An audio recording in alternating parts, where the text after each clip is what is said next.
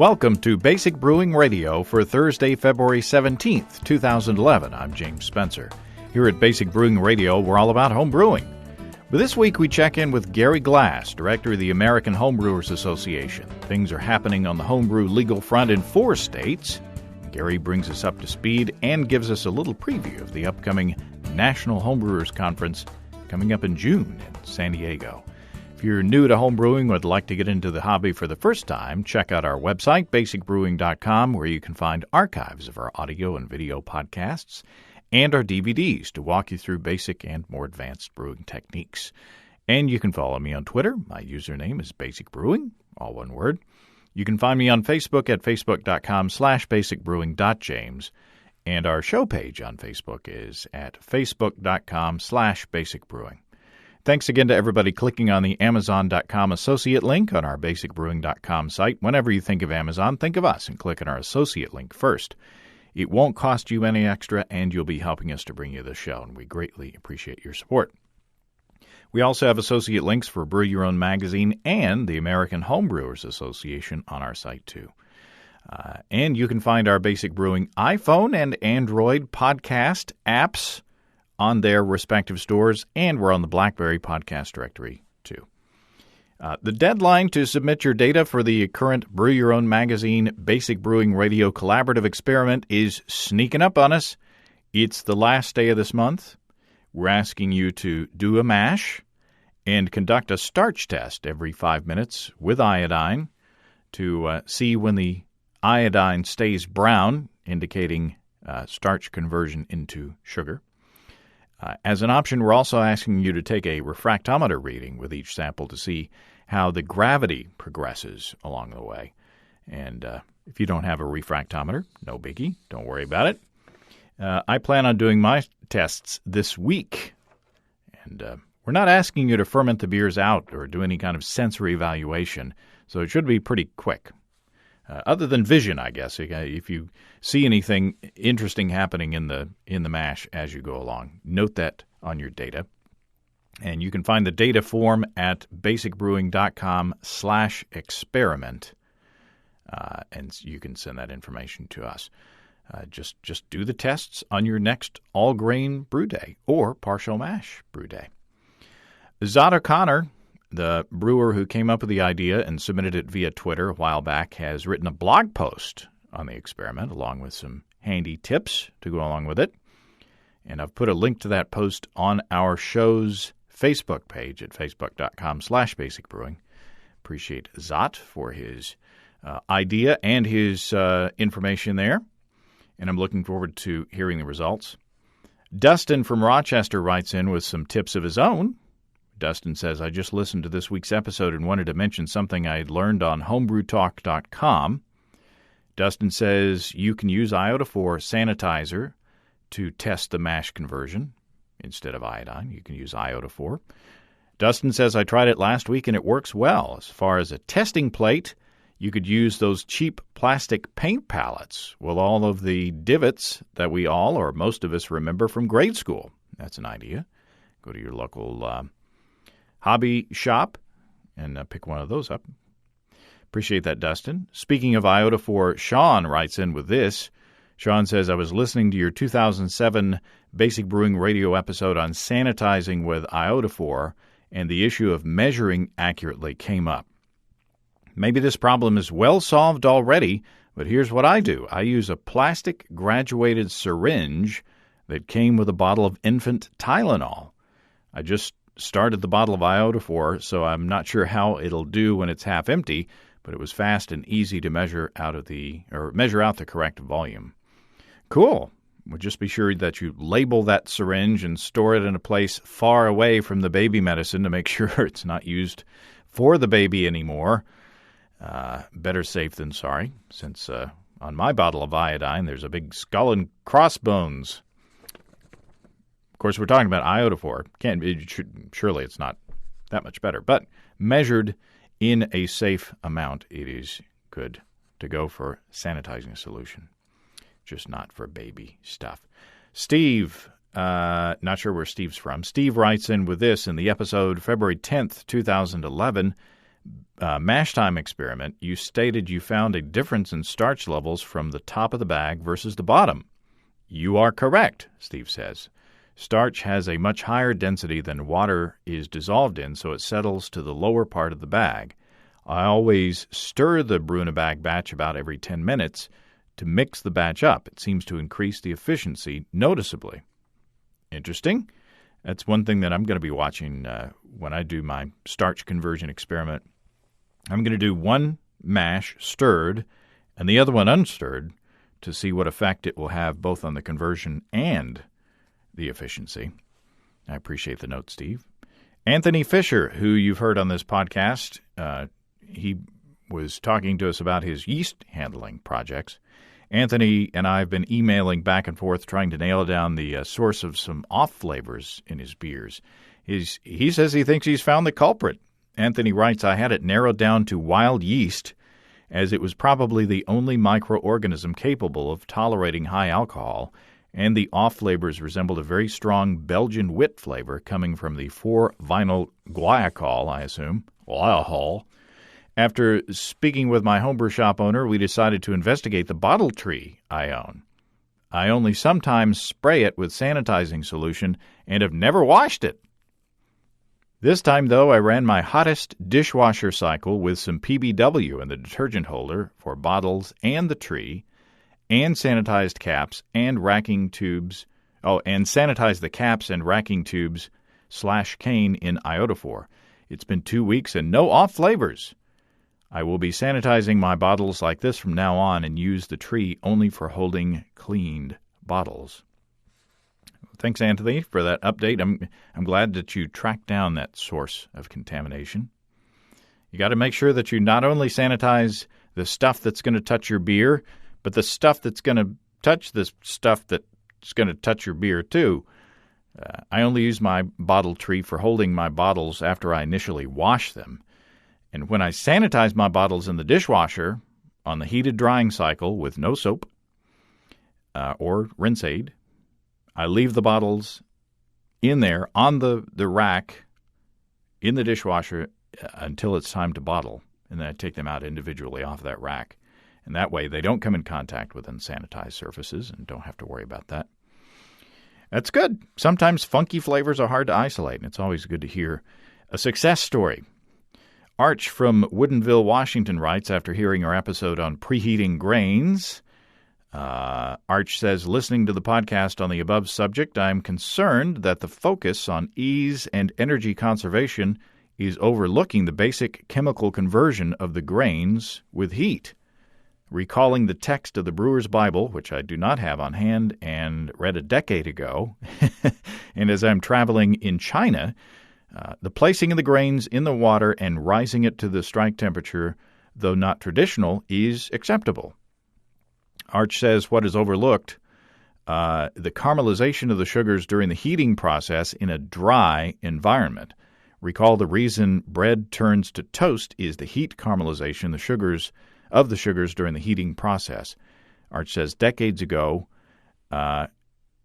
doing work for the largest manufacturer of crackers, cookies in the U.S., as well as other snacks, the allowable temperature for drying the wheat and other grains was relatively low. He says that's a company trade secret, by the way, of what temperature, I'm assuming. To prevent the breakdown of not only protein but many of the essential enzymes. These are equally essential to brewing. Arch says, I would think bringing the grains up to temperature in an oven would impact the grain, and once placed in the water, starches in the conversion process may be negatively impacted. I need to ponder this a little more in depth to see what my organic chemistry friends have to say about starches and moisture during this period, time period or situation. Arch says, I prefer to heat my grains with the water as it's coming up to strike temperature. I do, however, not place my grains in the water until it comes to a temperature near the room temperature the grains have been stored. Living in the Northwest, my water temperature begins, depending on the time of year, from around 39 degrees to 42 degrees Fahrenheit. Handy for chilling, I'm assuming.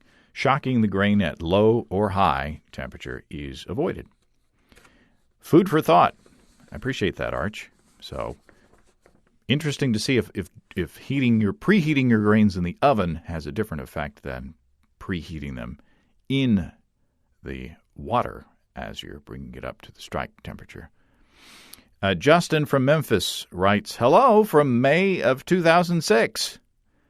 Justin says, I really enjoy your past podcasts. That's not to say your current ones are no good. It's just that I have no idea. You see, in podcast world, I'm back in May 25th, 2006. When I came across your podcast about a month ago, I decided to start with the first episode and work my way up to the present time. I've become a big fan of the show. Thanks, Justin. And look forward to finishing this time traveling through your podcasts. I also found it counterproductive to ask any of my brew questions since I'm almost 5 years in the past. Perhaps episodes in between 52506 and the present will answer them as they already have in the little progress I've made. Well, I emailed Justin back and said he'll be really impressed when he finds out that in last week's show that we discovered how to brew a beer that cures all major diseases. Just a joke there. And not much of one at that. I get that a lot. Listeners sort of immerse themselves in the archives and start from the beginning and send me a comment or a question about a show that I barely remember. So I need a refresher myself. I wonder how long it'll take Justin to hear me reading his note on the show. Send me another note when you get to this point, Justin. I feel like I'm communicating with somebody in the past or in the future, I guess. Now, things are happening on the positive and the negative side in connection with homebrew legislation across the country. To get up to speed, I had a chat with Gary Glass, director of the American Homebrewers Association. Well, Gary Glass, welcome back to Basic Brewing Radio. Great to be back with you, James. We hadn't talked in a while, and there have been some developments, and I wanted to kind of get back on track with the most recent information on the legislative front across the country. And shall we start with the bad news first? Yeah, why don't we start there?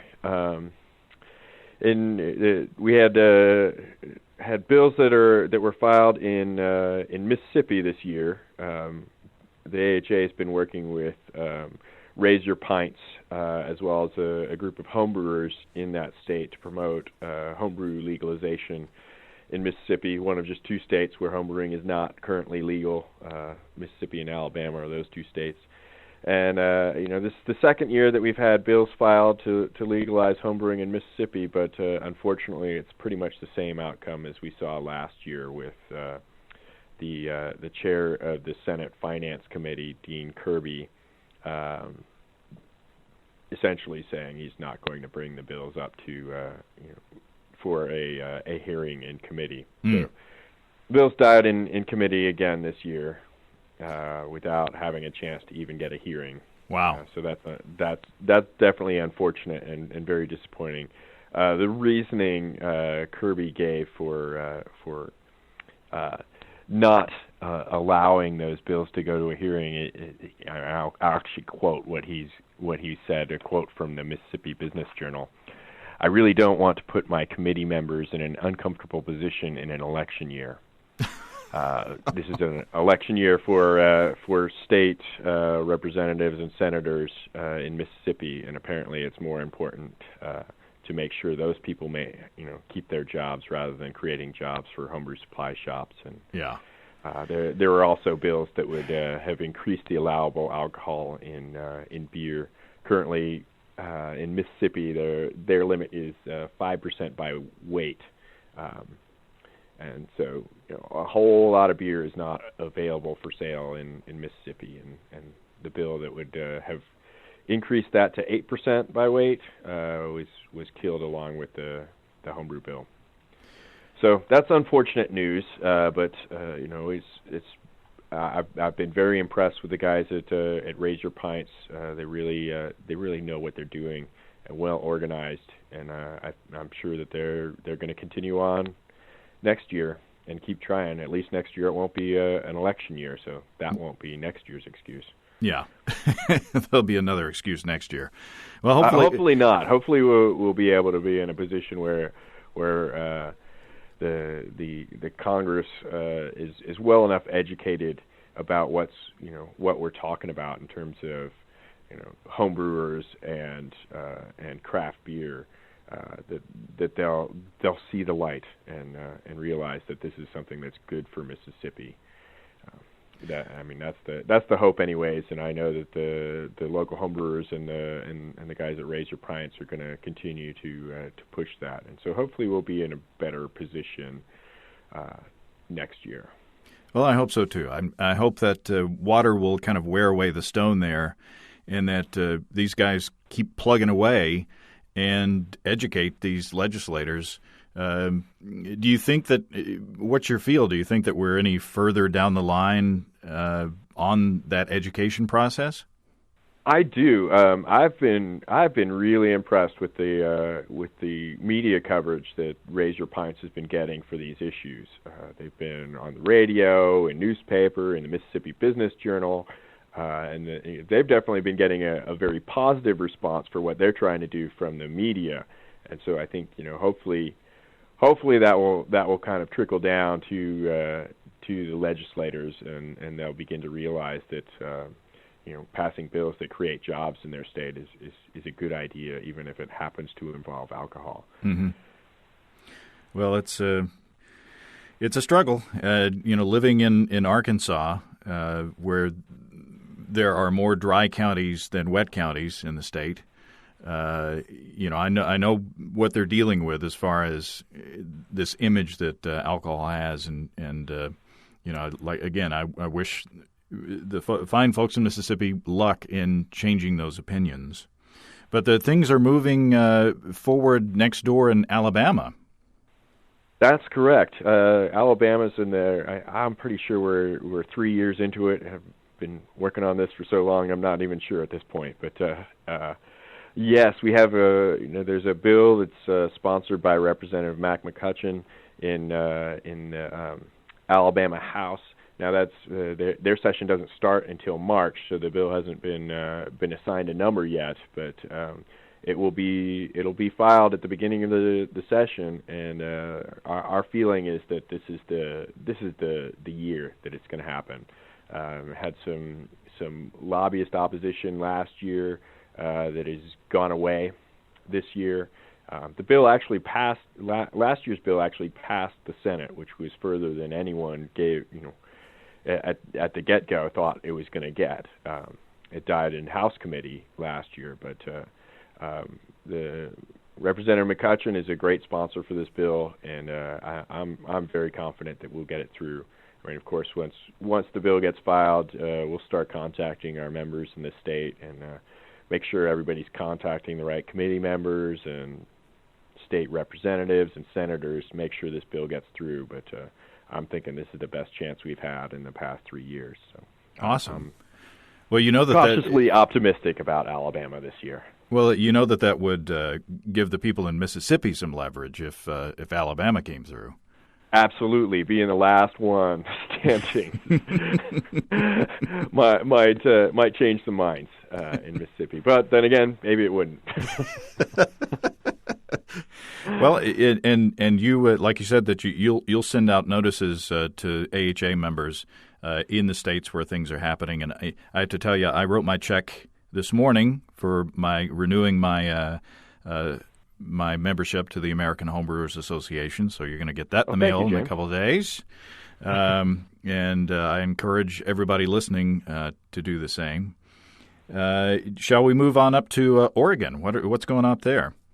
Okay, in Oregon, an interesting thing happened last year. There is a brewery that was looking into having an event that was going to involve serving some homebrew. And their alcohol beverage attorney, and I may not have this exactly correct, but this is the story I have, contacted the Oregon Liquor Control Commission just to make sure that what they were doing was above board. And somebody at the Oregon Liquor Control Commission must have actually looked at the law that was on the books and determined that no, that was not only was this event where they were going to serve some homebrew at a brewery, not only was that not legal, but essentially it was illegal to even take any homebrew outside of the home where it was brewed. The Oregon statute is actually really just very short. It's a one sentence in the section that talks about requiring a license for producing alcoholic beverages, and just it makes an exception for. Basically says the Liquor Control Act does not apply to the making or keeping of naturally fermented wines and fruit juices or beer in the home for home consumption and not for sale. And the big issue is that for home consumption. So when the Oregon Liquor Control Commission saw that, they're thinking, well, in order to be in compliance with what this law says, you can't remove your beer from your home if you're making homebrew. And they passed it all along to the Justice Department, and Justice Department made the final ruling and said, no, you can't take homebrew outside of the home. And as a result, they had to cancel the state fair homebrew competition, homebrew competition that's been going on for 22 years. It was canceled last year, along with several other competitions. I think there's like 17 or so homebrew competitions that are run annually in the state of Oregon. We had to pull out we were going to use the Portland area as a judging center for this year's National Homebrew Competition, and had to pull that out and move that up to Seattle for this year's National Homebrew Competition as a result of this kind of change in interpretation of the law. However, things are looking good. Shortly after this whole thing went down last summer, worked with some Oregon homebrewers that formed the Oregon Homebrewers Alliance, and they have been very well organized. Specifically working with some of the leaders from the Oregon Homebrewers Alliance, which represents homebrew clubs across the state, but in particular Greg Bolt, Denny Kahn, Ted Houseotter, and Chris Hummert are the really the key figures in Oregon. Greg Bolt managed to get his state senator, Senator Floyd Przansky, to write a bill for to address the situation. And Senator Przansky has been great to work with. He himself is a homebrewer, has been for many years, and so he's obviously very sympathetic to this situation, and has worked very closely and been willing to listen to all the comments from all of the clubs that have come in through the Oregon Homebrewers Alliance. And so we've got a bill that was filed with, it actually had some amendments added on afterwards, after some folks said, hey, we're also been doing these other activities. And so really solid bill that essentially allows homebrewers to do pretty much anything as long as they're not selling their beer. So they can go back to everything they were doing, like holding homebrew club meetings where they're serving homebrew. Imagine that. Homebrew competitions. They can do brewing demonstrations. Get paid to teach homebrewing classes. This is really kind of, assuming it gets passed, this will be the model bill for allowing homebrewers to do, essentially everything that they, that we feel like homebrewers legitimately should be able to do. So this really great bill. It went for a hearing before the Senate Business, Transportation, and Economic Development Committee last Thursday. I actually flew in and was there in Salem to testify on behalf of the bill, along with Denny Kahn and Chris Hummert from the Oregon Homebrewers Alliance. It was almost like a love fest. I've never seen any committee hearing that was so positively for changing a homebrew bill as this one. So Oregon's a unique place. They're certainly big supporters of their local craft breweries, and it seemed like everybody in that room was all in agreement that what happened last year with the shutting down of homebrew competitions was very unfortunate and something that needed to be addressed. And so it ended up passing committee unanimously, really without any debate at all. Wow. That was a very positive step. There were actually 6 different bills filed in Oregon regarding homebrewing. I guess that kind of goes to show just how big an issue this had become last year when the state fair was shut down. There were a number of state legislators that were interested in ameliorating the situation, but the Senate Bill 444, which is Przansky's bill, that is the one that is the one. It's the bill that the Oregon Homebrewers Alliance and the AHA are supporting as the most comprehensive bill, and some of the competing bills have already been collapsed into this bill or withdrawn. So we're feeling very confident that this bill, which is the best bill, is going to be the one that makes it through. So in a very good position. At this point, since it passed committee, it's likely to go to a second reading before the Senate today, meaning that it could go to a vote before the full Senate as early as this Thursday. Wow.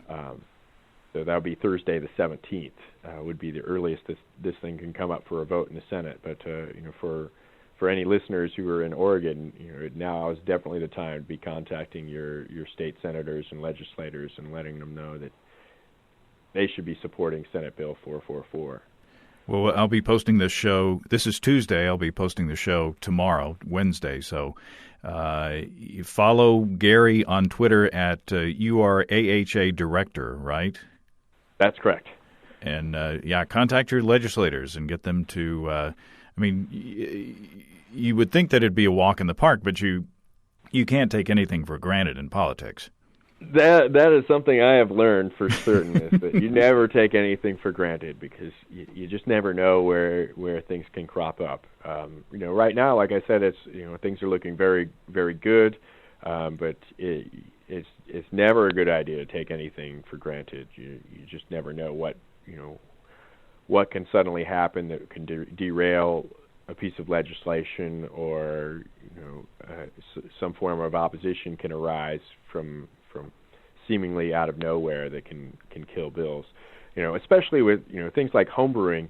We don't have lobbyists to work with. We don't have anybody who's paid to work behind the scenes. So we're totally dependent on people making phone calls, legislators getting the impression that homebrewers are good people, and that our hobby is something that they should that is legitimate, that they should support. Mm-hmm.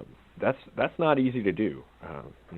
For other bills, they're dealing directly with lobbyists, and so we're really small guys when it comes to this kind of stuff, and so we're very much dependent upon our numbers, and phone calls from constituents make a huge difference.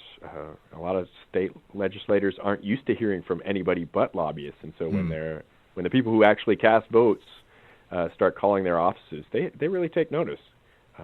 So that's really something that's critical for us as homebrewers to keep in mind, that we don't have the money to make bills move, so we need to use our numbers as our strength. Well, I hope that they wind up with something that is that is a model for the rest of the country, and that we turn a bad situation into a much better situation there in Oregon. What's going on up in Ohio? In Ohio, they're working on I've been working with some homebrewers for the past since sometime middle of last year, I think, talking about changing the Ohio law. Currently, there's no law on the books in Ohio regarding homebrewing, but the statute dealing with permitting for breweries essentially only deals with producing alcohol for sale. So as long as since homebrewers don't sell their beer, the statute doesn't really apply to them. So as far as the Ohio Department of Liquor Control is concerned, brewing beer at home is fine. Where things get sticky is if you bring that beer to, say, your local brew pub for a homebrew club meeting. That is not legit in the eyes of the Ohio Department of Liquor Control. And so these Ohio homebrewers that I've been working with are looking at creating a bill to ameliorate that so that they can hold homebrew competitions and homebrew club meetings at licensed establishments. And that's really just kind of it's still in the early phases. Hoping we'll see a bill come out before the end of this legislative session. So if that does happen, we'll certainly be contacting AHA members in Ohio, as well as posting on homebrewersassociation.org and our AHA Facebook page and tweeting. So we do do everything we can to get the word out when these bills come up. So I'm hopeful that we'll get something this year, but if not this year, I'm sure we'll have something in the works for next year. Well, awesome. I'm glad that you guys are keeping on top of all these things and helping to coordinate all this activity. You're kind of like a physician. I hope that we don't need your help, but it's good to know that you're there. Right. Yeah. I think that's really one of the critical things about having a national organization for homebrewers like the AHA is that we are in a position to kind of monitor what's going on in other states and over the past 5 years that I've been director, I've worked with many different states and seen lots of different scenarios, and so I'm in a pretty good position to be able to give kind of advice on, if looking at Ohio bill. Well, given your current alcohol code, maybe the best bet is Colorado's law. Perhaps in another state, it would make more sense to look at the legislation that was passed last year in Louisiana. So I think I agree. I think that it's one of the most important things that the AHA does is protect the rights of homebrewers. And without a national organization, state homebrewers are essentially on their own.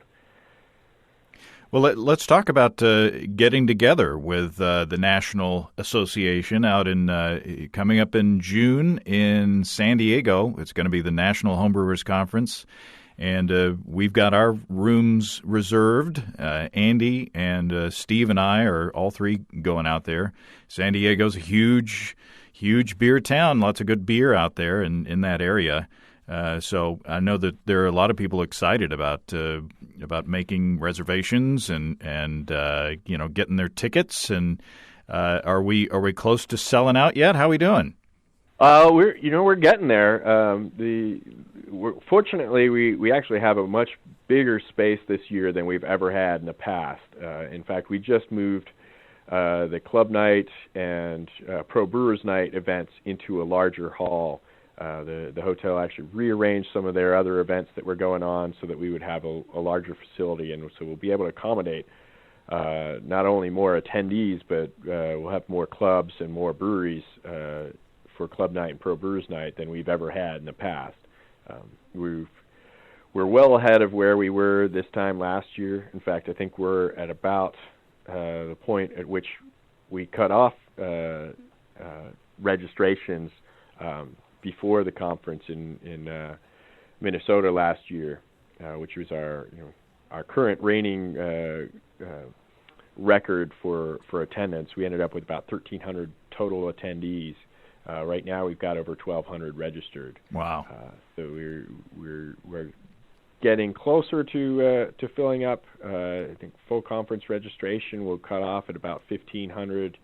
And then with the social package, we can probably accommodate 1,800 or more. Wow.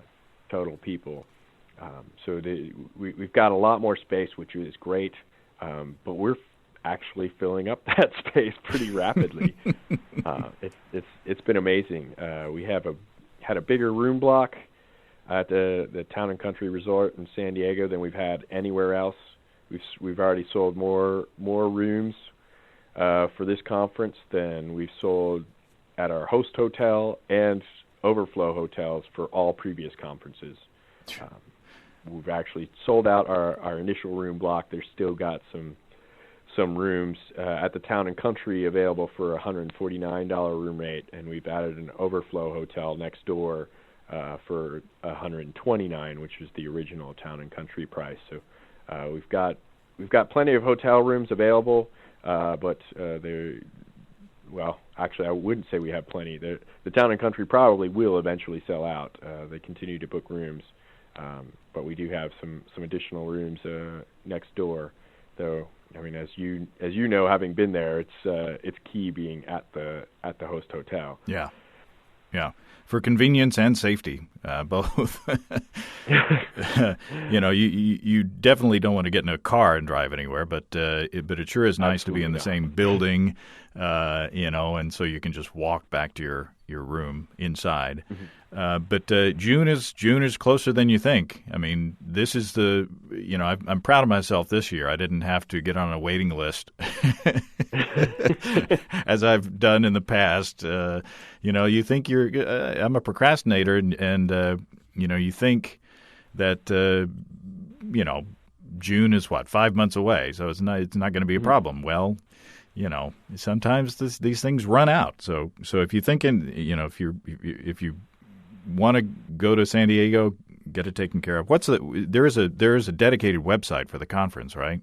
Right. Yes, it's ahaconference.org. Yeah, so go there and check it out. Yeah. And I can't wait. It's going to be a lot of fun. Yeah.